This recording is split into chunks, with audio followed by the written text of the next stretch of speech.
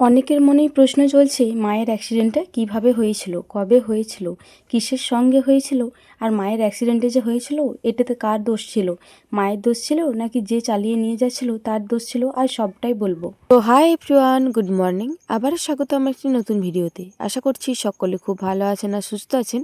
আর আমরা আগের তুলনায় একটুকু ভালো রয়েছি, মা আগের তুলনায় একটু ভালো রয়েছে।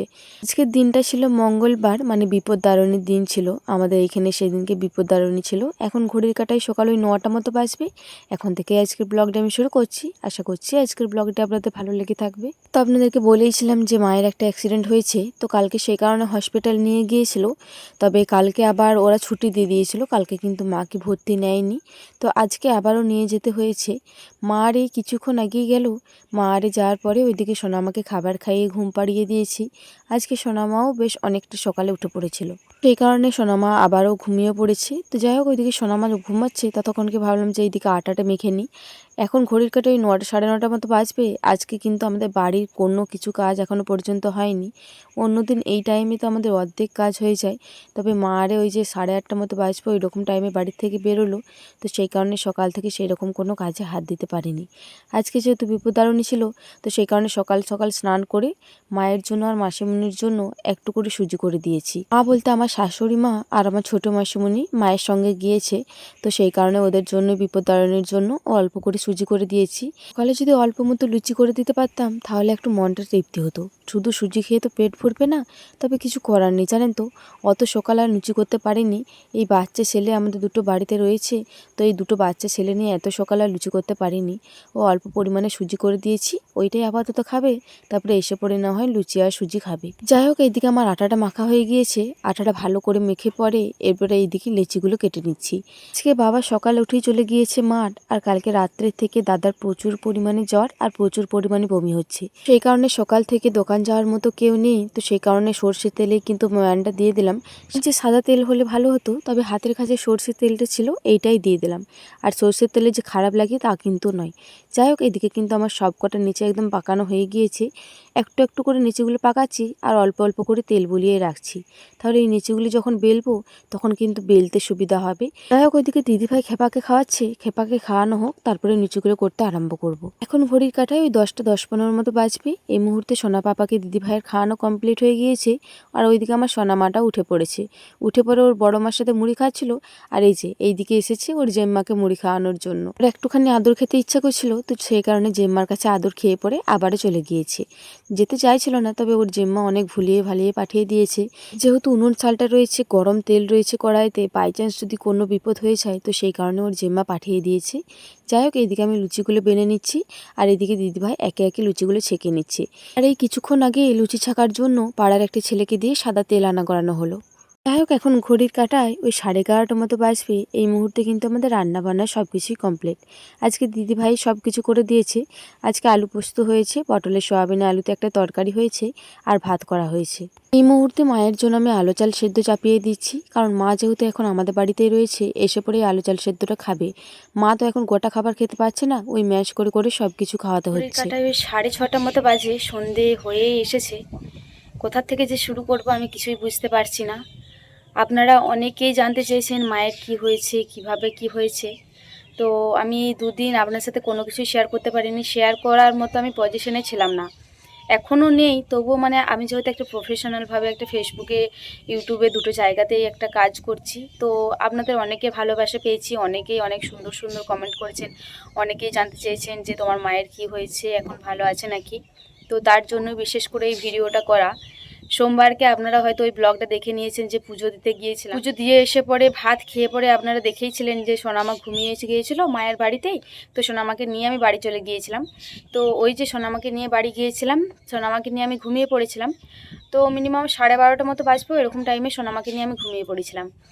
হঠাৎ 1:45 বাজছে, আমাদের পাড়ার একটা পিসিমণি আমাকে ডাকতে গিয়েছে, বলছে তাড়াতাড়ি চল, তোর মা পড়ে গিয়েছে, গাড়ির থেকে অ্যাক্সিডেন্ট হয়ে গিয়েছে। মানে আমি যখন ওই কথাটা শুনেছি, মানে আমার তো মানে মানে আমার আর কোনো সেন্স নেই। আমি মানে বুঝতেই পারছি না যে কি বললো এই কথাটা, মা পড়ে গিয়েছে মানে।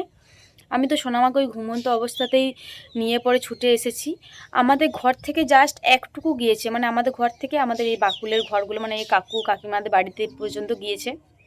1 মিনিটের রাস্তা, মানে 1 মিনিট জাস্ট গিয়েছে মোটরসাইকেল থেকে। ওই হামিরহাটিতে একটা ক্যাম্প বসেছিল, এখন কৃষক বন্ধু হয়তো সব দিকেই হচ্ছে, ওই ক্যাম্পেই কৃষক বন্ধুরে জমা দিতে যাচ্ছিল। তো আমাদের পাড়ার একটা দাদুর সঙ্গেই যাচ্ছিল। তো কী করেছে কি হয়ে গেছে বুঝতে পারছি না, সবাই বলছে যে দাদুটা আস্তে মোটরসাইকেল চালাচ্ছিল, আর সত্যি করে দাদুটা আস্তেই মোটরসাইকেল চালায়। তো মায়ের মাথা ঘুরিয়ে গিয়েছিল না অন্য কোনো প্রবলেম হয়েছিল আমরা কিন্তু বুঝতে পারছি না। তারপরে মোটরসাইকেল থেকে পড়ে গিয়েছিল। তো ঠাকুরের অনেকটা রাখুন যে মায়ের সামনের দিকে পড়েছিল, মা পেছন দিকে পড়েনি, পেছন দিকে পড়লে যে কী হতো জানি না, পড়ে গিয়েছিল, পড়েই পুরো সেন্সলেস হয়ে গিয়েছিল। তো তারপরে জল আরে দেওয়ার পরে একটু আস্তে আস্তে খাটে করে ধরে আমাদের বাড়িকে নিয়ে এলো। মিনিমাম আধ ঘন্টা পরে আমরা এই আমাদের পাশের গ্রামে একটা মানুষমারি বলে গ্রাম রয়েছে, ওইখানে ডাক্তার দেখাতে নিয়ে গিয়েছিলাম। তো ওইখানে ডাক্তারবাবু বললো এই যে সাইডগুলো রয়েছে, এই যে কানের এই দুটো সাইড একদম এরকমভাবে ফুলে গিয়েছিল। বললো এগুলো একটু স্ক্যান করাও, যদি কিছু থাকে, যদি এগুলোর জন্য এখানে কোনো আঘাত হয়ে থাকে। তো সেই কারণে আমরা একটু কোনো দেরি করিনি, এসেই বাঁকুড়া ট্রান্সফার করে দিয়েছিলাম। তো বাঁকুড়াতে যেবারে স্ক্যান করা হয়েছিল, স্ক্যানে কোনো রকম কিছু রিপোর্ট খারাপ আসেনি। আমাদের গালের যে এখানে এই সাইডে যে হাড়টা রয়েছে, এই দুটো হাড়ই মায়ের একদম ড্যামেজ হয়ে গেছে। আর এই যে পুরো মুখটাতে একদম ফুলে রয়েছে, আর এইখানটা কাটা গিয়েছিল, এইখানটা সেলাই হয়েছে, হাঁটুতে গেছে, এই বুড়ো আঙুলটা গেছে, ডান হাতের বুড়ো আঙুলটা একদম পুরো থেতো হয়ে গেছে, এই ঠোঁটটা তো পুরো থেতো হয়ে গেছে, দাঁত অনেকগুলো ভেঙে গেছে, মানে একদম যাচ্ছে তাই অবস্থা হয়ে গেছে। এই দুটো জায়গা যদি না ভাঙতো তাহলে এগুলো তো আস্তে আস্তে সেরে যেত, তবে এই যে এই দুটো জায়গা ভেঙে গেছে, ওই কারণে একটু খারাপ লাগছে। মা এখন আপাতত আমার বাড়িতেই রয়েছে, আর এই কিছুদিন আমার বাড়িতেই থাকবে মা, কারণ এইখানকে এলে মার একা একা ভালো লাগবে না, আর আমি সোনামাকে নিয়ে জানি না কতটা সামাল দিতে পারবো।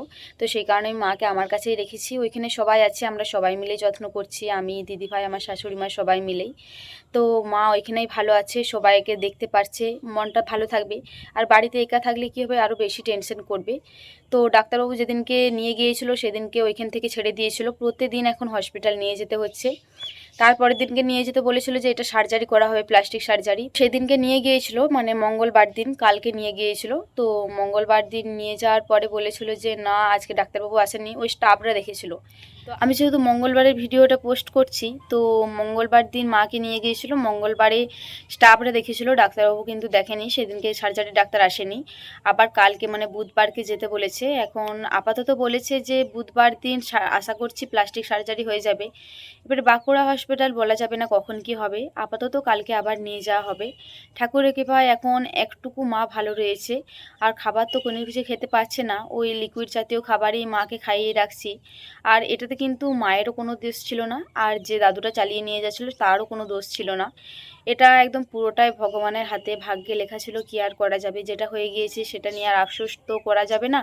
যেটা হয়েছে সেটাকে তাড়াতাড়ি সারিয়ে নেওয়ার চেষ্টা করবো আমরা সকলে। আপনারা সকলেই আশীর্বাদ করবেন আমার মা যেন তাড়াতাড়ি সুস্থ হয়ে ওঠে, আর আমাদের সবাইকার সাথে যেন হাসি খুশিভাবে জীবনযাপন করতে পারি। এখন ঘড়ির কাঁটায় সন্ধ্যে ওই 7টা মতো বাজছে। এই মুহূর্তে মাকে একটু পাতলা খাবার দিচ্ছি। আজকে সন্ধ্যের খাবারের মধ্যে দিচ্ছি অল্প পরিমাণে মুড়ির গুঁড়ো।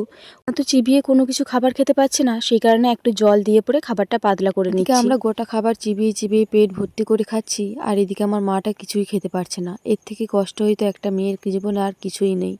ভগবানের কাছে এখন একটাই চাওয়া, আমার মাকে যেন তাড়াতাড়ি সুস্থ করে দেয়, মা যেন আগের মতন আবারও জীবনযাপন করতে পারে। যেহেতু অনেক জায়গায় ঘা হয়েছে, তো সেই কারণে মাকে তো এখন দুধ বা মিষ্টি কোনো কিছু দিতে পারছি না, তো সেই কারণে জলে গুলে খাবারটা খাইয়ে দিচ্ছি। এখন ঘড়ির কাঁটায় রাত্রে ওই 9:30 মতো বাজবে।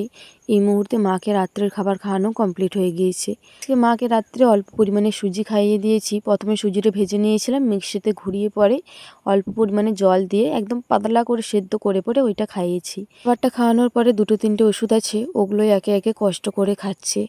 মায়ের দুই সাইডের যে চেবলগুলো রয়েছে ওগুলোর মধ্যে একটু প্রবলেম রয়েছে, তো ওইটার কারণে খাবারটা একদম গিলতে পারছে না।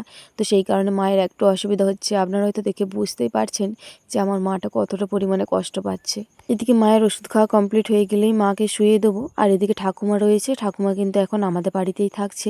আমার মা, সোনা মা আর আমি খাটটাতে থাকছি, আর আমার শাশুড়ি মা আর আমার ঠাকুমা এই নিচটাই বিছানা পেতে দিচ্ছি, এই নিচের বিছানাটাতে থাকছে। যাই হোক, চলুন আর বেশি রাত করব না, কালকে আবারও ভোর ভোর উঠতে হবে, মাকে নিয়ে যাবে আবারও কালকে হসপিটালে।